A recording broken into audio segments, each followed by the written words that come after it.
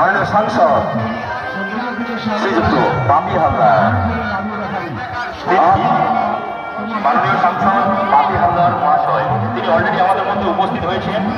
আমি কমিটির যে সমস্ত স্বেচ্ছাসেবী ভলেন্টিয়ার রয়েছে তোমরা কিন্তু রাস্তা থেকে চলে যাবে, কারণ আমাদের এমপি আসবেন, এমএলএ আসবেন, কুলটি পঞ্চায়েত সমিতির সভাপতি আসবেন এবং আরও যে সমস্ত কর্মাধ্যক্ষরা রয়েছে আসবেন।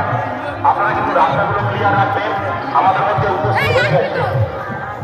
আর সমস্ত দর্শকদের বলতে আপনারা যখন এই সম্মানীয় ব্যক্তিবর্গ আসবেন আপনারা রাস্তা নেবেন, আর প্রশাসনিক লেভেলে যারা আছেন তাদের কাছে অনুরোধ আপনারা একটু দেখবেন।